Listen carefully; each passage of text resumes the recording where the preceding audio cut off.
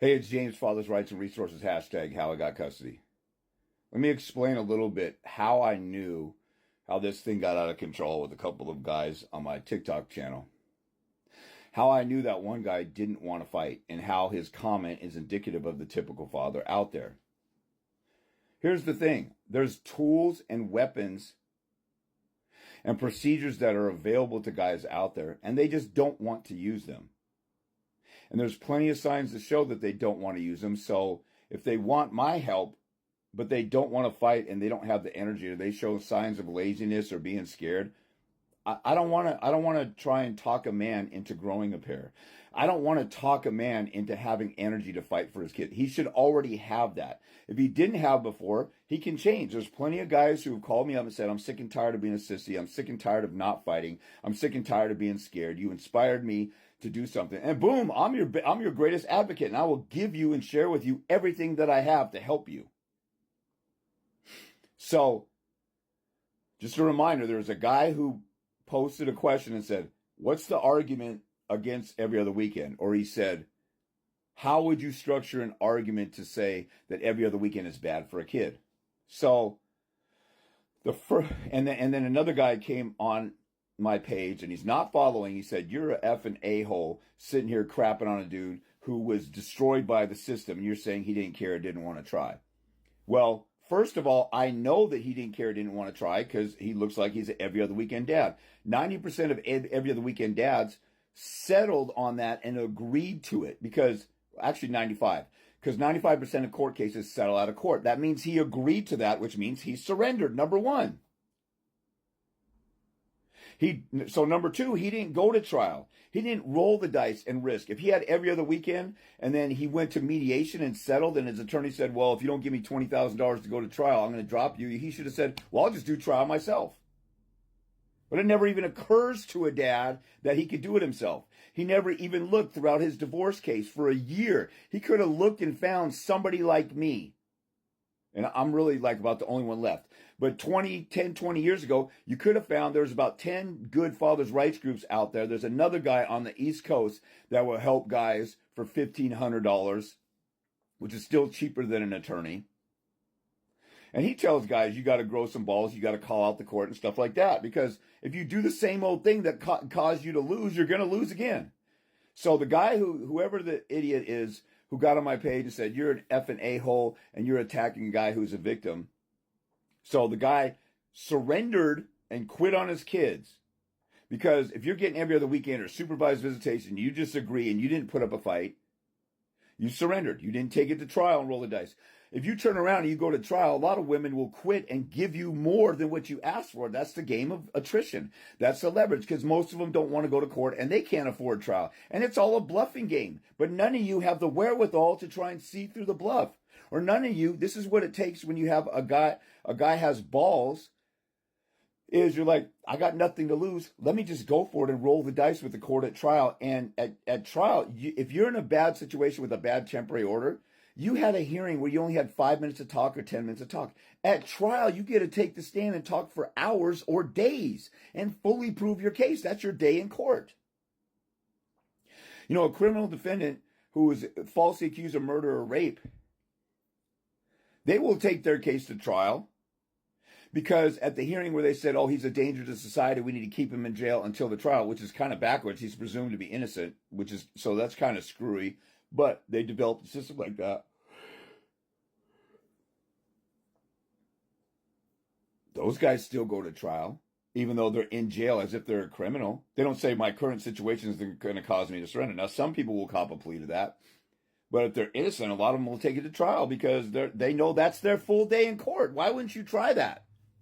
See, guys who don't do this stuff aren't using common sense either. And I can't talk a man into growing some balls, into having some energy, into facing his fears, into having courage, and be willing to fight for his kids. You need to have that first before you even get my help. And if you don't have that, I do not want to help you.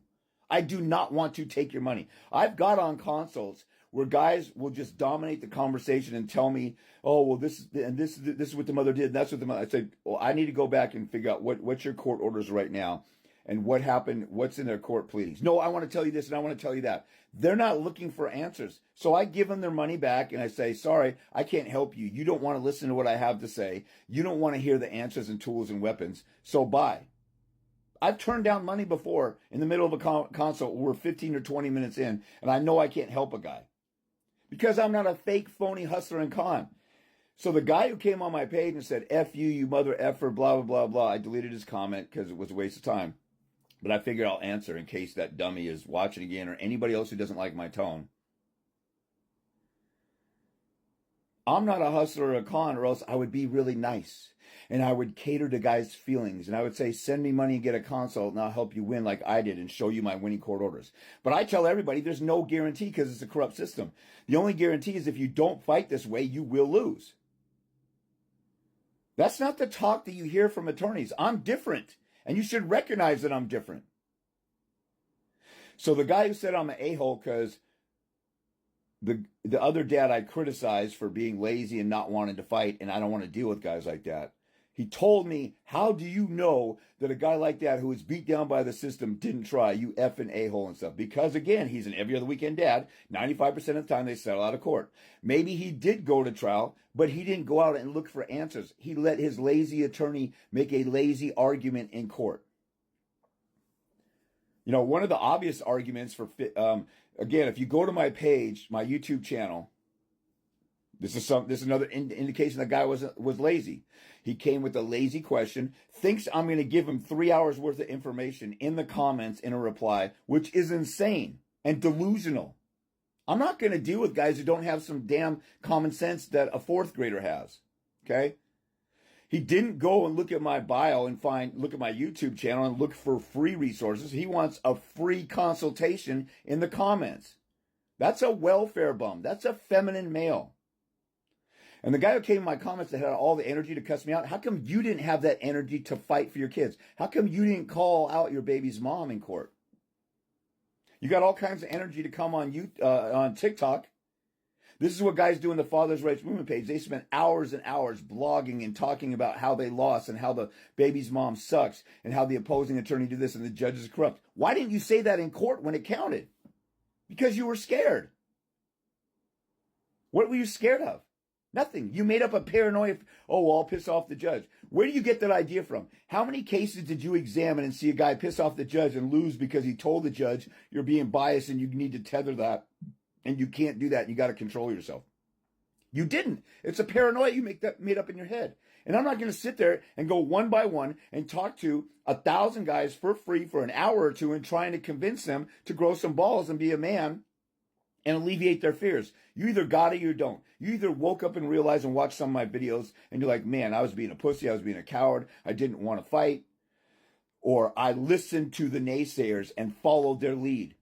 Again, this guy right here, warehouse worker who flunked out of college, when Goldberg and Jones told me you'll get every other weekend, I said, F you, and I went elsewhere because I worked at night and I could be my daughter's daycare during the day. I knew better. And a lot of you guys, you have a situation where you have a flexible job and you took every other weekend. You agreed to it without a fight. That's your fault. Here's the number one common sense argument that nobody even ever thinks of. I'll give you a freebie here. When the family is together and intact, kids have 100% access to both parents. When the family is broken up, the court's supposed to do what's the very best optimum for kids. Well, the optimum situation for kids is for the family to be intact. That's not going to happen anymore now that you're broke up. What's the next best obvious mathematical formula for what's best for children when it's ideally best for the family to be together? The family can't be together, so the next best thing is 50-50. Nobody even argues the way that I just said it ever in court. And that's common sense. Why don't you have the common sense to do that? There's something wrong with you. You were lazy, scared, or went for the okie doke or believed whatever your attorney said. Here's another thing to look at. Look at me. I had my kid at that age without an attorney. Most of the guys who are my critics should shut the F up and look at my winning orders and want to listen to what I have to say. Since I'm a veteran, I'm a 5-star general in this war on fathers, and I made it through and overcame and won, you should want to shut the F up instead of criticizing me. You got the balls to criticize me. Why didn't you have the balls to criticize in court? Those are signs, and there's many others, that guy didn't want to fight. I'm not going to work with somebody who didn't want to fight. For you to criticize me after 23 years of winning in court and you lost in court and calling me a loser, who's the loser? Come on.